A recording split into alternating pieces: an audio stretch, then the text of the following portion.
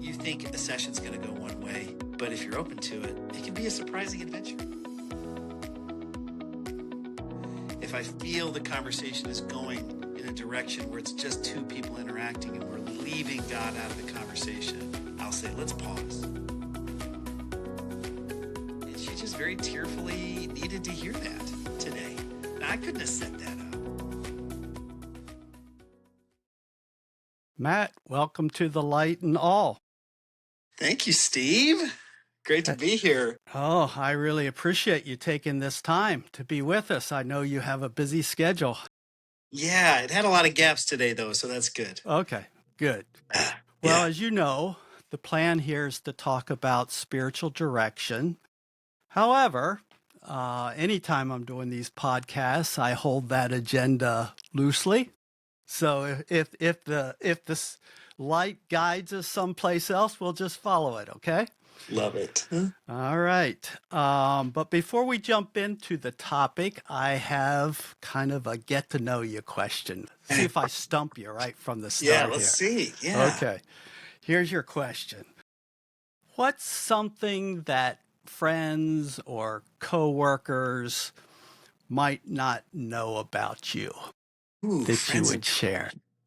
might not know. Interesting.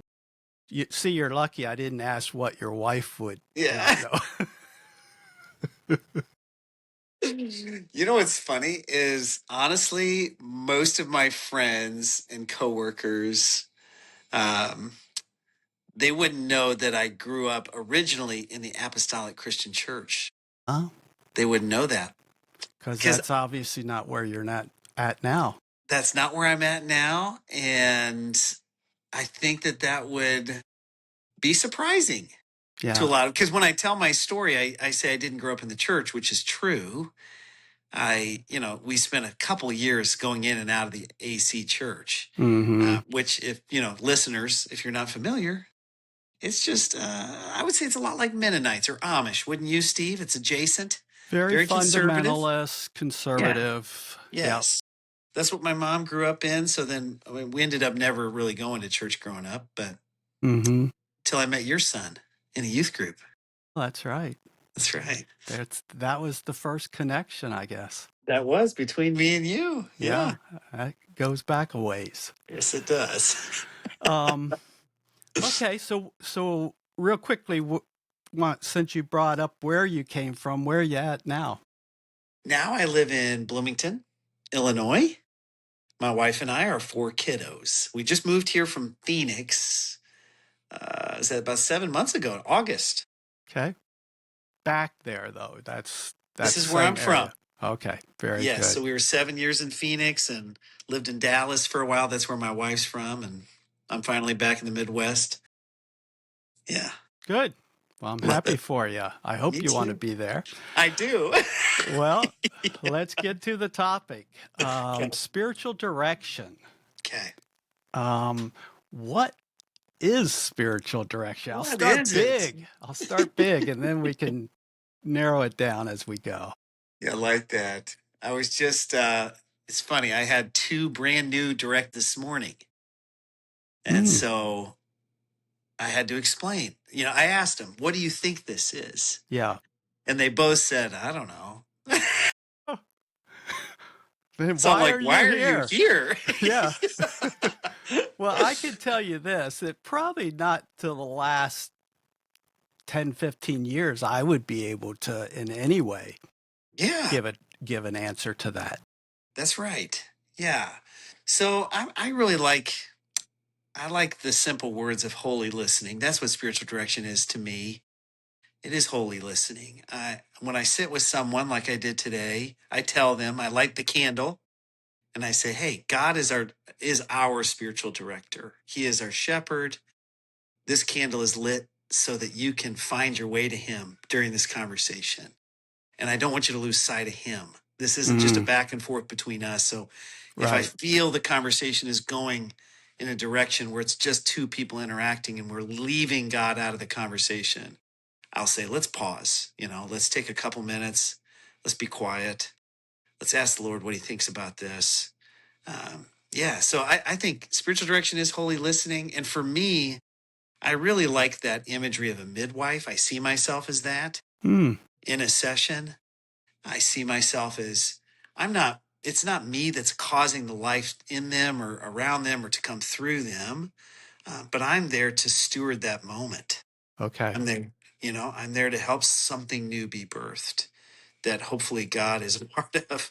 And I'm assuming he's up to something in the room before I get Yeah. Yeah. So I guess you trust that the person you're talking to is pregnant, that there. Right. there's something to be birthed It there, is. and Yeah. that it's not all about you and giving advice or anything like that. Yeah, Steve. When I was doing my training, which was through Sustainable Faith, when I did my 2-year training, and you know how they do supervision, where Mm-hmm. you record your sessions, you get permission from the directee, and then your supervisor and your group of peers listens to that session. You feel so vulnerable. Boy, I bet. And the number one thing that I got feedback on early on was, Matt, you talk too much. You don't need to talk that much. You don't need to give that piece of wisdom or advice. This person doesn't give a whip about what Mm, book you just read or what podcast you listen to. Knock it off. I mean, they were gentle, but it was direct. yeah. Yeah. So I take it that you're sensitive to that now. Yes. Very much so. Before I see any direct, I hold them before God and I say, Lord, how do you want to spend this time with your child? And often I begin with scripture. Sometimes it's extended silence. Not too long ago, I had this song stuck in my head, Steve, and I just said, do you mind if we play this song? It's a worship song, an old one, before we get going. And I said, feel free to get into your favorite posture of worship. And this is a young man that I've known for a long time. And he got on his knees to worship. And so I joined him, kind of opposite Mm, of the room. And by the time that song was done, he was weeping. And I said, what's that about? Where are those tears from? And he said, that song has sustained me for the last 10 years in ministry. And so, and I didn't do anything there except listen yeah. and say, really, Lord, play a song. Like, it's the only time I've ever done that. Yeah. But okay, I'm open to it. For this to be effective, does that person that you're talking to need to realize that they have that light within them that can speak to them? Mm, that's a good question. I'm spitting balling here. I would say no. I think that we're all, uh, because we're made in the image of God and because there is something deep in our bones. If you believe in total depravity at all, that we're sinful, which I know some people do, people have different definitions of that, Steve. Right. Yeah. So I like the original. I don't know if you've ever read the original Institutes of Calvin, but when he talked about total depravity, first off, he didn't really use those words. His students did later. Mm, But what he meant by that was everything in all of creation has been touched in some way by sin, like the breadth, the length of sin. It's touched everything in some way. He didn't mean the depth of it to that the core. that's a totally different That's way. I've totally heard it different. taught. Yeah, right. And I wish more people would teach it the way Calvin I taught mean, it. yeah, my basic understanding of the way I often heard it is you're really bad until you make a get good. That's right. That's right. And the problem Yeah. is I never got good. I never got good. So yeah, So, I like that answer yeah. If because you believe in that, what yeah. you're saying is you believe that there is that of God in everyone. The light is Yes. in all, which Yes. gets to exactly what this title of this podcast is about. I believe it. Yeah. Yeah. Have you ever, but I would assume most people that are coming to you, I mean, what do you think they're looking for? Just like the guys you talked to today, what are they looking for? Yeah. One of them was an elder. He's a new elder of a church and he's looking for a deeper walk with Jesus. I asked him, what do you Mm, want here? Why are you here? He was very articulate about longing for what, you know, um, the critical journey going through the wall.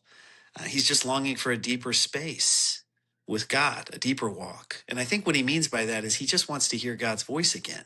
Mm. You know, he wants to sense where the light is and where the light is leading him.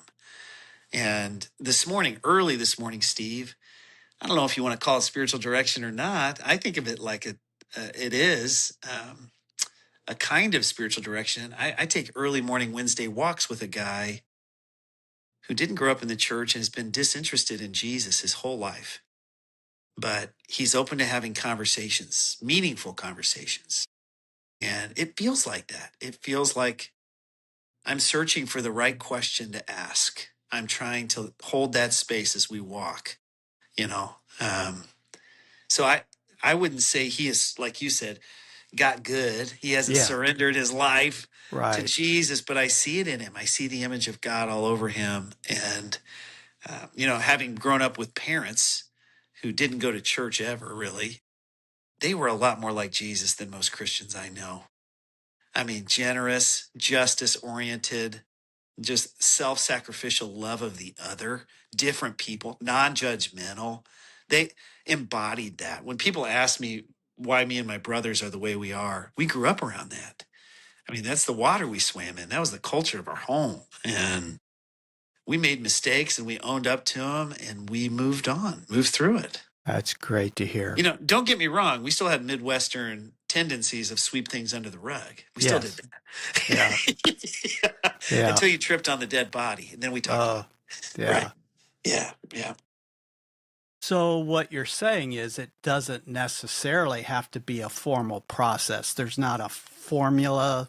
I Right. mean, you try to set the stage, it sounds like. I do. I even have a separate office for spiritual direction that's away from kind of, it's downtown Bloomington, Mm. and it has icons in the room. It's got homemade paintings. There's plaster that's broken all over the walls. I've intentionally not fixed it up. It's messy and it's beautiful. Hmm. It's got an old pew from Gridley Church that you know, when they ripped out all their pews. Yeah, I took one of those. That's in there. Why It's did just, you want it messy?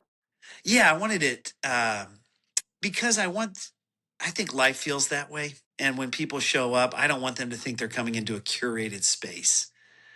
I want them to feel like, oh, this feels kind of like it's a work in progress. Yeah.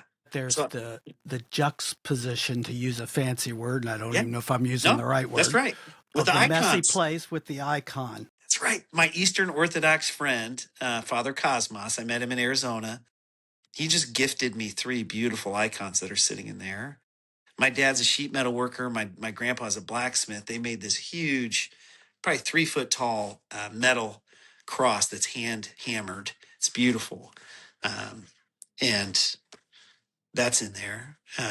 But besides that, it feels monastic in terms of um, it's pretty bare bones in there. So it's messy, but it's simple. Yeah. It's not cluttered, I guess I should say. Yes. Yeah, messy's So, probably not the right word. It looks undone. The word yeah. look like it looks like, oh, you haven't painted the walls in here. Okay. Oh, this carpet hasn't been replaced since 1998. You know. Yeah. I assume anybody who walks in there would, though, feel like they're in a special place. It's different. It feels different. It's got natural light in there. It's got some. It's not stained glass, but it is colored glass, which is pretty. And then I usually have music playing. I use William Augusto's music, "Soaking in His Presence." If you've ever heard of that, No. it's ambient music. It's on Okay. real low, but again, it's just it. There's chanting in it. It's a lot of chords. There's no lyrics. And I'll ask my directees, hey, if this is bothering you, just tell me and I'll turn it off. This is for you. Yeah. So every single one of them has said, no, it's soothing. And so William Augusto, he's a Brazilian artist who just makes these 3 hour long songs, Steve, of just, and they're called Soaking in His Presence. Yeah, What's his instrument that he's playing? it's a keyboard. It's pretty. Yeah. Nice. Yeah. Nice. I write sermons to it. I do spiritual direction with it. It's my favorite. Yeah. Great. I Yeah. appreciate you sharing that. Yeah. You already gave one example of where you picked a particular song to play when the guy came in and just really sensed that that was the spirit that gave you that. Can you give us any other examples, maybe even relating to why the person came? I mean, is the person sometimes surprised by what happens, or what are some for instances that you've experienced without giving names, obviously? Yeah, of course. Yeah, I've probably, because my role here in Bloomington, I'm a spiritual formation pastor, which means different things at different churches, right? But for our church at Eastview, it just means that I'm a pastor to the pastoral team and the elder team. Mm. So I primarily do soul care for them. I lead retreats for them. There's kind of three main categories I think about that my spiritual director gave me when I was discerning what is my job? What do you do? And I help create formation experiences. So think about retreats in that way, or spiritual direction would be an experience. I think about spiritual formation rhythms. I introduce them to new rhythms all the time. Today, in one of our staff meetings, I had them anoint their hands with oil beforehand, so that it would be kind of sticky, throughout the whole meeting. They would feel this sense of, oh yeah, this oil is on my hands, right? Hmm. And so experiences, rhythms, and relationships. I want them. I want to connect them to other formationally minded people. You know what Dallas Willard says: the Spirit initiates our formation. It's done in community with people on the same transforming path. So we need that. We need Yes. relationships with people. So I I think people are coming into that office, specifically spiritual direction, longing a deeper walk. I mean, you know this because you've probably known enough pastors to know this, but it it sometimes can be put in the background of your ministry life, your abiding life. Yes. There's not a lot of voices calling you back into making Jesus your home. Hmm. And I see that as my job. Hey, don't forget, you don't have to do this alone. Well, You why actually, you're here in the first place? this is Yeah. why you're here in the first place. Let's not just produce a bunch of stuff. Let's abide and bear fruit. What do you say? You know? Hmm. Um, and that I will say, Steve, you know this, but I don't have to stoke anybody's hunger. The invitation is out there. I don't tell staff they have to do spiritual direction. I do think that's key, is that they're hungry for it. For whatever they're hungry for, they could be discerning. Like today, one of the guys was really beating himself up. He just didn't feel like he was enough. And so he was discerning, what does it, he didn't even know he was discerning this, but what does it look like to be enough? And who gets to tell him that enough is enough? Does he decide that he's doing enough in his marriage, with his kids, with his ministry? Or does Jesus get to be on the throne there? Does he get to be the one that tells him you're doing enough? And that for him is what he needed to hear today. He just needed to hear, oh, yeah, I don't determine what's enough. Okay. That's right. I So don't. you're saying, and correct me where I'm wrong here, he came in thinking, I need to answer this question, am I doing enough? Because it's kind of nagging me. And he left there Yeah. thinking, I'm Settled. not the one that Yeah. decides that. That's right. Yeah. Yeah. There was a young woman who came today who she thought she was coming. Um, she said, all I know is that this is similar to counseling. She said, I know it's not, but I think it's similar to counseling. That's a topic I did want to get to, is what's Yeah. the difference? And so the way I describe it is, let's say you share with a counselor like she shared with me today. I long for a husband. She's a young woman. She wants to be married someday, soon. Sooner rather than And, later. a counselor is going to dig into the emotions of that. They're going to pick at, tell me about your family of origin. Tell me what emotions you feel. They might even give you an emotion wheel and really dig deep into what is the emotional root of what you're feeling here. then we can really get at healing your emotions. Whereas I'm asking a totally different set of questions with spiritual direction. If I'm trying to direct them spiritually to God, when she says that, what I did today was this is another cool moment. Again, when I was praying for this young woman, I personally wanted to read Revelation 4 over her. So for whatever reason, I think because I read it recently and I liked it. And so I thought, oh, that'll be fun to share, Revelation 3 and 4, Is which, this something that you thought of ahead of time uh-huh, of her being there? Okay. yeah. And so, but then as she was almost there. She's probably 5 minutes out from our meeting. And Steve, I just couldn't get Psalm 37 out of my head. And I had not read Psalm 37 in a long time. I knew a couple phrases in it. And so when she got there, I just was obedient. I don't put a question mark over those things anymore. I just do it. Hey, we're going to read Psalm 37. Let me read it in a couple different translations. And the root of her desire to have a husband had a lot to do with envy, which Psalm 37 attacks. Envy. It talks about stop looking over your shoulder at what everybody else has and be still and know that God is enough. And he is your delight, and he will give you the desires of your heart. He's the source that you're looking for. And she just very tearfully needed to hear that today. Now I couldn't have set that up.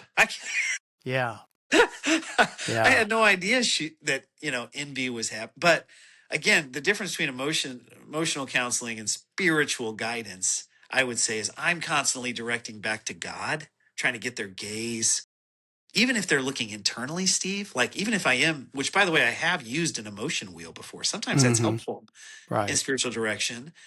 I'm doing it a way of saying, now interact with God on that emotion. You're feeling fearful, right? Let's interact with God on that. Let's take 5 minutes. And I did this recently. Let's imagine that God's love is a waterfall. And for the next 5 minutes, we're just sitting under that waterfall, enjoying it, just pouring over us. And we did that. And it was tearful. You probably know this, but there's a lot of tears in spiritual direction. And I was told by my spiritual director training to follow the tears.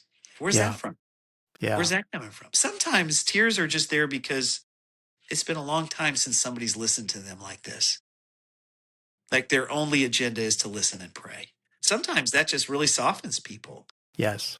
And other times it's the spirit prompting, I think, and anointing the light within them is being lit, and Yeah.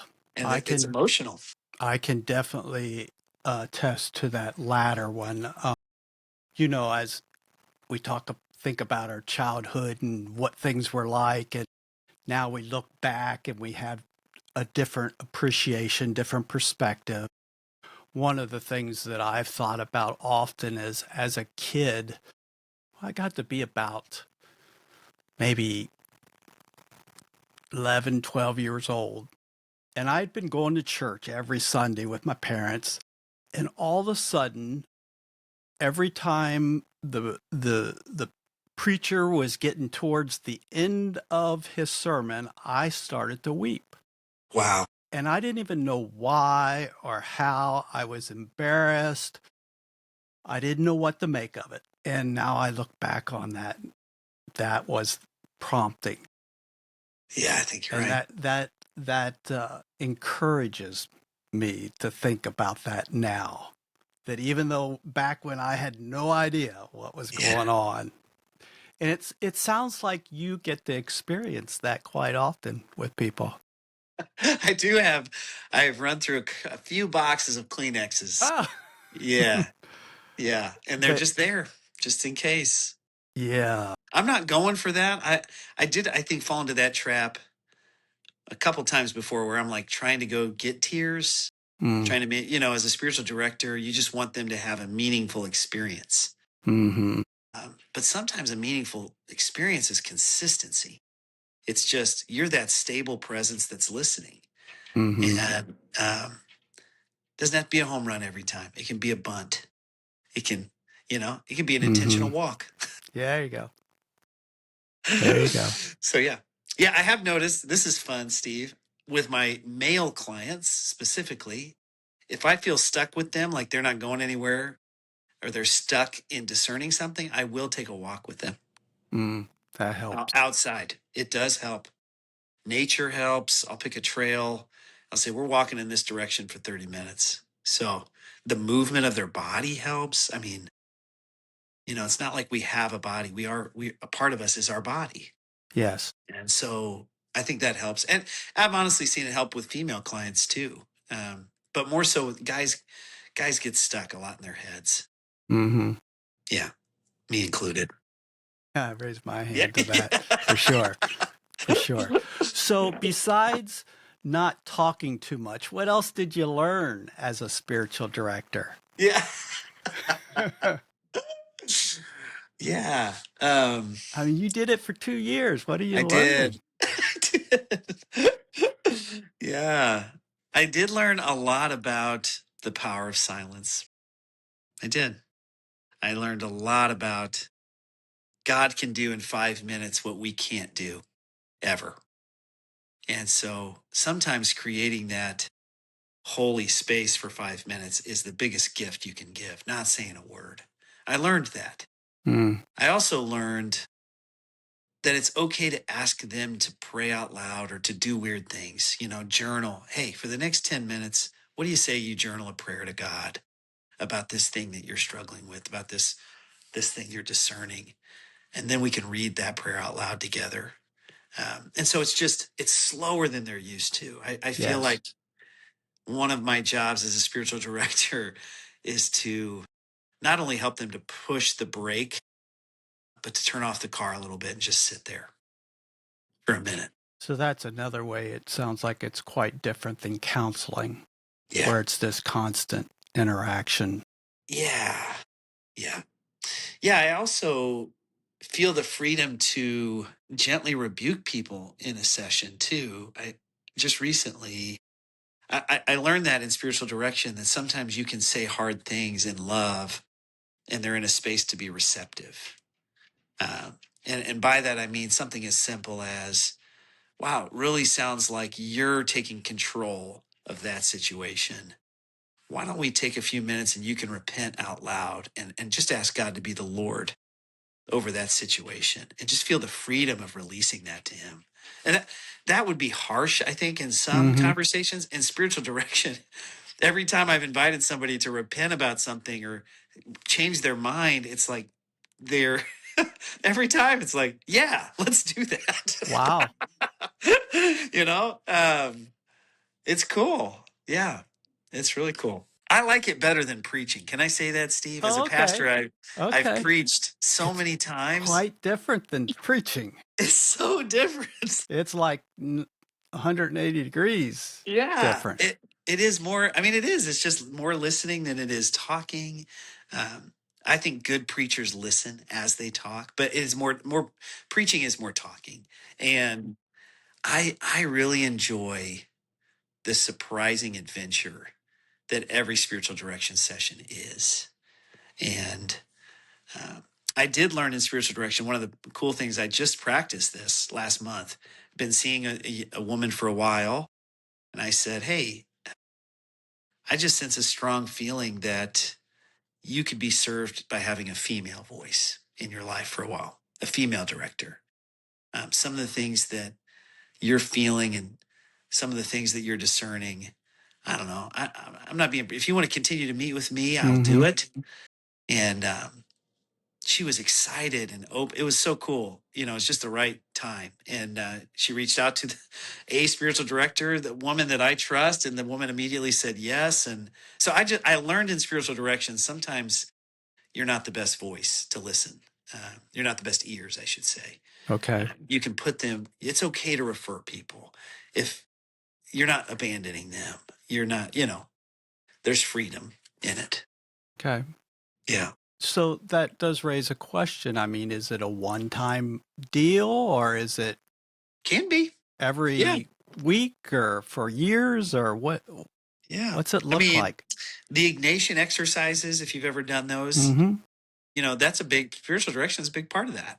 And it's for a season. Sometimes it's intense and then it is less intense, but you still see your director once a year.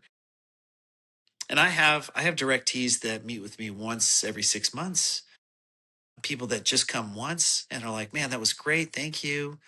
And then just don't ever come back. And I have people that are every 4 weeks, even though I tell Okay. them, hey, every 6 to 8 weeks, they'll So sign 4 weeks is kind of the minimum you would Yeah, think is right with that kind of thing. yeah. The only time I've had two sessions in the same week was when this happened in the fall. Actually, a young woman was she was determined to quit her job. She told me she was going to quit. So I said, okay, would you mind doing a session on that? And so we spent an hour listening and lots of tears, and she realized she was quitting because she wanted to. She was done. She had told God, I'm done. I don't care if you're calling me into this anymore. I'm sick and tired of this. and, and so That was the first session. that was the first session. She felt that. Yeah. So I said, okay, well, I mean, here's the deal. You want to quit your job? I support you. I'm behind you 100%. But if you don't think that's what the Lord's inviting you into, maybe we should meet again tomorrow. So we did. And in that session, we realized something came about that neither one of us had considered. She could ask for 3 weeks off for kind of a mini sabbatical. And she did, and she got it. And that's really what her soul was craving, extended space off. And I haven't done that very often, but yeah, usually it's every 4 to 8 weeks If is the it's cadence. because I would assume that, and this gets to what are those things that people come to you for? What are they thinking is the reason? That sometimes it's a very specific but Yeah, often yeah, it's a much broader. much broader. I One of the most interesting sessions I've had in a long time, Steve, was a woman shared her journey of suffering with her son. And well, I don't know if we've talked about this, but usually a session is 45 minutes or to an Okay. hour. She shared that story a solid 2 hours, and it needed 2 hours. And thank God, I knew to like schedule her at the end of my day because You sense that it could I be. sensed something was coming. And no joke, she just shared it and cried and shared it and cried, and there's no resolution to it. She's still in it. But at the end of it, she asked me a question. She goes, I just need confirmation that all that I'm saying, that was really hard. Was that hard? That's what she asked. And I said, absolutely. And she said, thank you so much for listening. And that was it. And that was the entire session. And it's just interesting how you think a session's going to go one way, but if you're open to it, it can be a surprising adventure. That might be the title of our spiritual direction book, Steve. There you go. Surprising adventures in There you, listening. there you go. Yeah, I mean, how often does that happen, Yeah. percentage wise, That I'm where surprised. that you're kind of surprised? Oh, more often than not, Okay. probably 80% of the time, I'm surprised that even this morning, I prayed something I had never prayed before. I was surprised by, that sounds egotistical. I was just praying for this directee, and I said, Jesus, thank you that the dust of our souls gets settled in you. It just settles in you. Mm-hmm. I had never thought of that, never prayed that before. And as I'm saying, I'm like, thank you, Lord. That is, you could tell she was, I mean, she said, yes, she was resonating with that. I'm even surprised by the things that come out of my mouth. The questions that I ask are not predetermined questions. They are, and I'm not trying to lead them anywhere else but Right. Jesus. They are leading questions in terms of I'm trying to lead them to Yeah. communion with Jesus. That's what I'm getting at. But Yeah. I'm not leading them towards a teaching So or it sounds like there's two people there who are both the director and the directee, both trying to discern the voice. yes, absolutely. And maybe that director just has a little more Yeah. experience Yeah. related to that. Do you think that's fair? That's totally fair. And I have been lucky enough to have three spiritual directors that are all trainers. I mean, they train spiritual directors, and all three of them are just as humble as you come. It's just they still don't have it all figured out. Um, they still are asking a lot of questions about their faith. And one of my spiritual directors was a kind of a trainer in the Enneagram, Steve. Mm, And one of the greatest gifts in my spiritual direction training was the Enneagram. And for my wife and I both, it really helped us yep. understand each other better. I can And raise my hand there too. yeah. And my spiritual director said that for years he thought he was a two. He taught workshops, full day workshops for spiritual directors on an Enneagram. He had taken every assessment on the planet. He's a two. He's a helper, you Yep. know? And then in one therapy session, not even a spiritual direction session, he was in therapy and he realized that his core motivation for helping others was his loyalty to them. And he discovered in that moment that he was a six, not a two. And it really clicked a lot of things for him. But that here he is, he's training people for a decade Yeah. on the Enneagram, and he thinks he's a two and he's a six. And of course, he's got healthy movements to the two space, but still, that Yeah. to me was a gift because I'm thinking, oh, so I can do this for a while and just keep learning. Yeah. We're all on the journey. Yeah, so that's why when people say None like, of us have arrived. yeah. When people Yeah. ask, "What are you?" I think I'm a seven. I think I don't Okay. know. Yeah, Yeah, I was fortunate in that where I received the training on the Enneagram, which was Ruth Haley Barton's Transforming Center.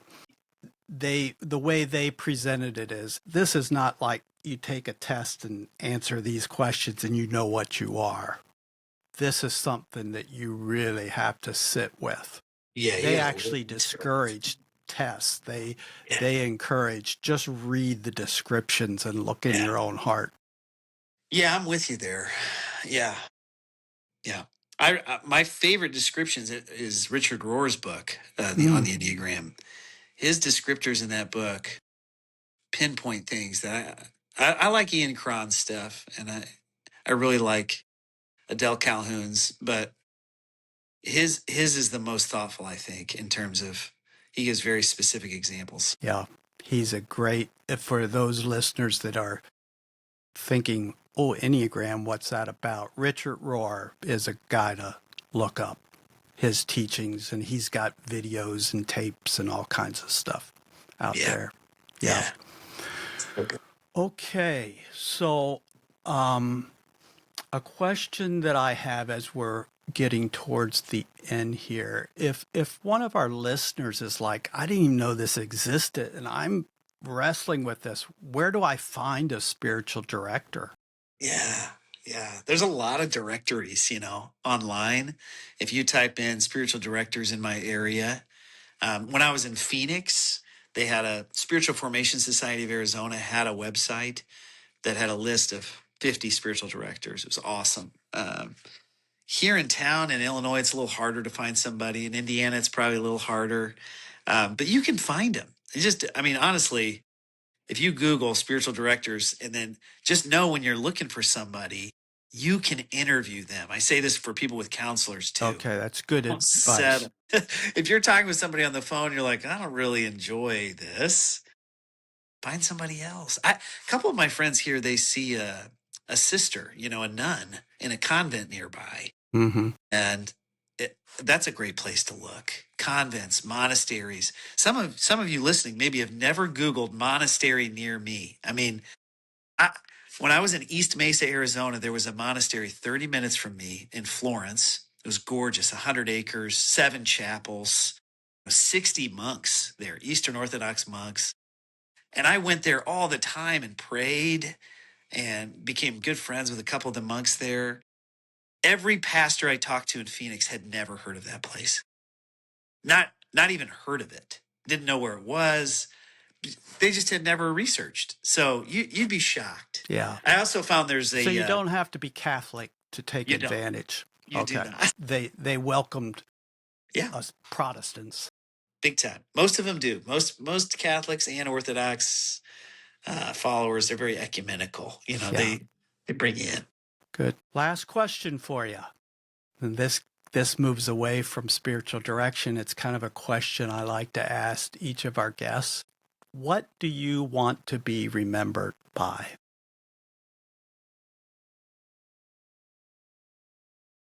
Steve, this last 7 years, I planted a church in Arizona, and then it shut down in June. Had our last worship service in June. And we didn't really ever have a vision statement. We would say together, Jesus is our vision. We don't need a vision statement. We're just going after him. But the guiding text for us was Matthew 11, in the Message version, where it says, are you tired? Are you burned out on religion? Come to me and I'll help you experience a real rest. Walk with me, work with me, watch how I do it. I won't lay anything heavy or ill-fitting on you, and you can learn to live freely and lightly. Those words, I learned through that journey that most translations, they say, come to me because I'm gentle and I'm humble in heart. Those two things. And I think you can look this up. I researched it. I think that's the only time in Scripture where God's heart is defined. Gentle and humble in heart. Now, obviously, his characteristics go way beyond that, but that's the only time it's named. And so if I could be remembered by those two things on my gravestone, Matt Fogel, gentle and humble, that would be a life well lived. Beautifully said. Thank you very much, Matt. I really appreciate you taking the time. This was so fun, Steve. Thanks for asking. Love you, brother. Love you. Bye. Peace.